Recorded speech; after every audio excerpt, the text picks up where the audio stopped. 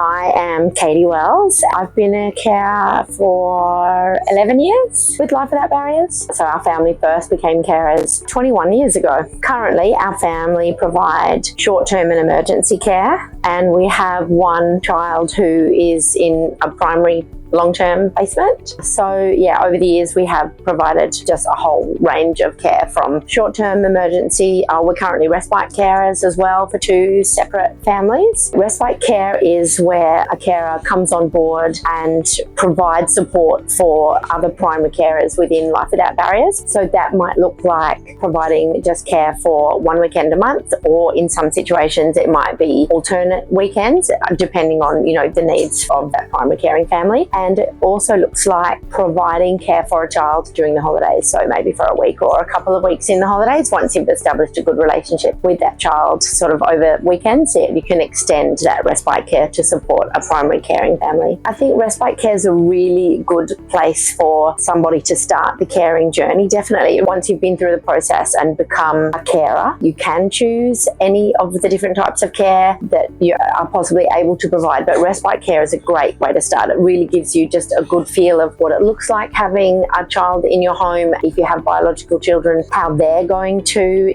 respond to that sort of initially really unique situation of caring for another child. The process to become foster carers with Life Without Barriers is quite lengthy, and some people might balk at that, but I think it's so important to go really slowly through the process of becoming a carer. They'll call you or email you, and from there you have a conversation with them, just a basic sort of general inquiry. What does foster care look like? How long will it take us to become approved, or what would I do next? And generally the next thing, after you have a conversation with somebody on the phone and you're happy to proceed, you'll have somebody come and meet you at your home. It's important that your home is a safe and comfortable environment. It's important that you have a spare bedroom. The kids that Life Without Barriers provide care for need to have their own space. There is some training involved, obviously, that some people will come into the foster care space and they'll know a lot about what a child requires, a child that comes from a trauma background, and you might already know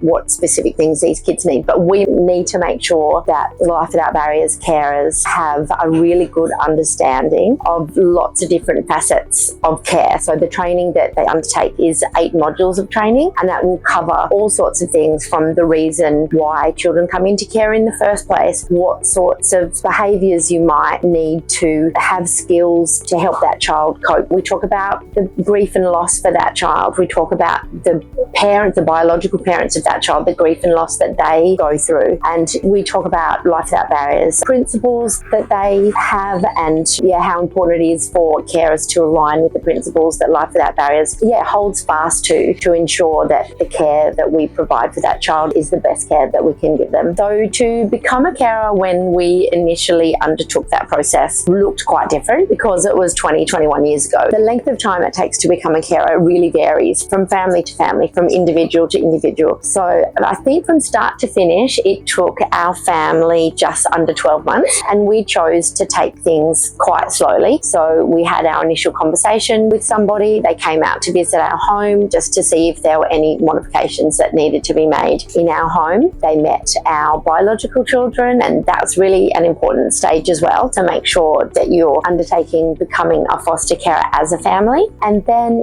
undertook the training, and then the interview process or the assessment process is quite involved, but in that space you get to know part of the Life Without Barriers team that will support you, and there are a few different stages of support that you get as you embark on the journey to become a carer. And those conversations can take a long time, but that's important as well, to just make sure that the fit is right for you and Life Without Barriers as well. It's a team that will support you on the journey. So the initial phone conversation might be somebody that you will or will not meet again, and the person that comes out to your home to sort of have a look around and meet you and the family and the pets, that might be a different person again, and that can be daunting for some people. But ultimately you will meet part of the Life Without Barriers team that will provide support for you through the journey as a child is placed with you and you deal with all the things things that come after that. I would say there is a lot of preparation that can be done during the conversations that you have with the assessor from Life Without Barriers. You do unpack a lot of things like your long-term relationships and how stable and steady they are in order to provide great care for a child. You need to be able to form and be able to manage steady relationships. We talk about how much support you have in your community and within your immediate and extended family, because support networks such a key important part of being able to provide care for a child, because you need that support as well. That's part of your, looking after yourself, is having people around you that love what you're doing and support what you're doing and want to be a part of that child's journey as well. So the assessment process does prepare you. The training prepares you. Meeting and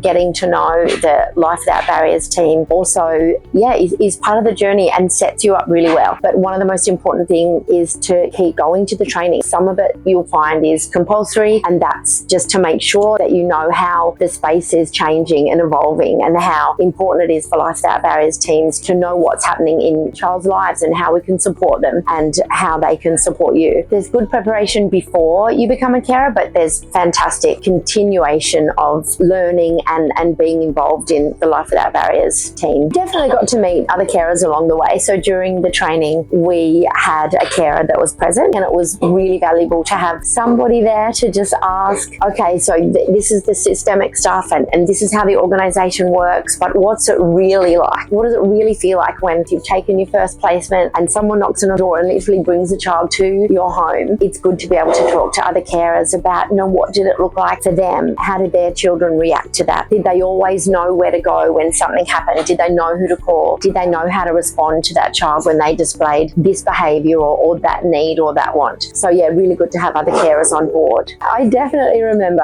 what it was like to be approved as a carer. We were happy to take the journey quite slowly. We had biological children already. We wanted to make sure they were prepared. But when that first phone call came, it really actually was a rainy night in the middle of winter, and it was after 5 o'clock. So I knew that the team that were coming to place this first child with us had been working really hard all day at the jobs that they do. And I'll never forget, becoming a carer and then also receiving our first placement not very long afterwards. One is definitely you don't have to be married. You can be single. You don't have to have a partner necessarily. You can be in a same-sex relationship. You can be single, have children, have no children. Lots of different ways for you to embark on that journey. You can definitely change the type of care that you provide. You can open your homes if you have the time and the resources to provide short-term and emergency care, and that might look like anything from a week to 3 months. And then